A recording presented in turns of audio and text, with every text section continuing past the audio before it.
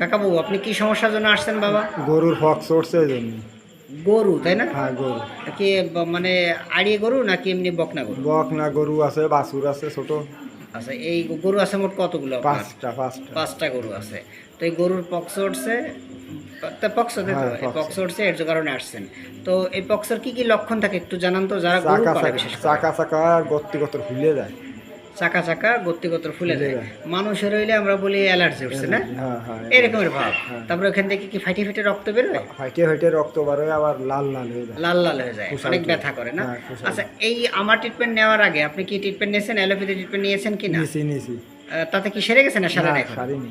সারে নেই, এই জন্য এখন আসছেন তাই তো? হ্যাঁ। তো বন্ধুরা আপনারা জানেন যে আমাদের এই ক্লাসিক্যাল উপায়ে সিঙ্গেল মেডিসিনে আমাদের পশু পাখির উপরও কিন্তু ভালো কাজ করে মেডিসিনে।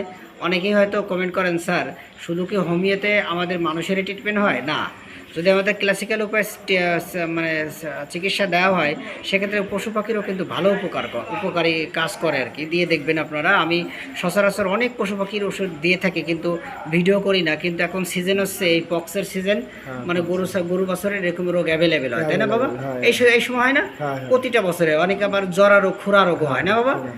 তো আমি আজকে আমার এই কাকাবাবুর এই গরুর জন্য, কয়টা গরু আছে বললেন? পাঁচটা। 5টা গরুর জন্য আমি ওনাকে রাস্টক্স 200 এই ওষুধটি দিলাম। ওনার গরু কি কি লক্ষণ আছে বাবা একটু বলুন তো আবার। গতর ফুলে গেছে, চাকা চাকা আর ঝুলে যাচ্ছে। ফুলে যাচ্ছে, ফুলে পড়েছে। গতর জ্বর বয়।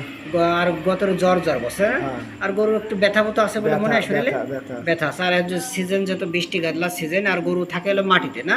মাটিতে। এখন তো একটু উপরে রাখছেন মনে হয়। উপরে। উপরে রাখছেন, কিন্তু এই মাটিতে থাকার কারণে এই ঠান্ডা থেকে সমস্যা হয়েছে বন্ধুরা। আর বৃষ্টি গাদলা তো গরু বাইরে থাকেই। তো সিজনাল হিসাবে আমি রাস্টক্স 200 দিয়েছি। ওনার টোটাল কেসে এবং গরুর ছবি দেখে টোটালি আমি ওনাকে রাস্টক্স সাজেস্ট করেছি। আমি আশা করি এই রাস্টক্সের অপ্রতুল্য ক্রিয়ায় এই একটা ওষুধে ওনার গরু ভালো হয়ে যাবে। আর আশা করি বাড়তি কোনো ওষুধ লাগবে না। তো কাকা, আপনার এই ভিডিওটা আমার জুনিয়র ভাই বোনের এবং জনসাধারণ দেখে যদি তাদের মনোবল বাড়ে, এতে আপনার কোনো সমস্যা আছে? না সমস্যা নাই তো? না। তারা দেখে তাদের মনোবল বাড়ুক নাকি হ্যাঁ, বাবা? হ্যাঁ। ঠিক আছে, আপনি ভিডিওতে সাহায্য এবং সহযোগিতা করার জন্য অসংখ্য ধন্যবাদ। যারা গরুর জন্য, বিশেষ করে যারা পশু হাসপাতালে যেতে পারছেন না, অবশ্যই ভালো ক্লাসিক্যাল হোমিওপ্যাথি ডাক্তারের কাছে যে যদি পরামর্শ নেন, আমি আশা করি হোমিওপ্যাথিতে এই গরু ছাগল পশু পাখিরও ভালো ট্রিটমেন্ট হয়, আপনারা নিয়ে দেখবেন। আর এই গরু ছাগলের উপর, পশু পাখির উপর ভালো হোমিওপ্যাথিক বই আছে। যারা জুনিয়র আছেন, যারা পড়েন না, একটু পড়ে দেখবেন এবং প্র্যাকটিস করে দেখবেন, খুব ভালো ফল পাওয়া যায়। যেমন আমি অনেক পশু পাখির ফল পাচ্ছি, এবং যেটা আমি ভিডিওতে করতে পারি না, কারণ ভিডিও করলে হয়তো অনেকেই কমেন্ট করবে যে ভাই স্যার কি আবার পশু পাখির চিকিৎসক কিনা বা গরু ছাগলের ডাক্তার কিনা। এই জন্য এটা কিন্তু করি না, কিন্তু দেখলাম যে না, এটা উপকারী মেডিসিন। এই রাস্টক্স মাদারটা অনেক ক্ষেত্রে আমরা দিয়ে থাকি বাহ্যিক ব্যবহারের জন্য, আর রাস্টক্স পাওয়ারটা বা ডাইলেশনটা আমরা খাওয়ার জন্য দিয়ে থাকি।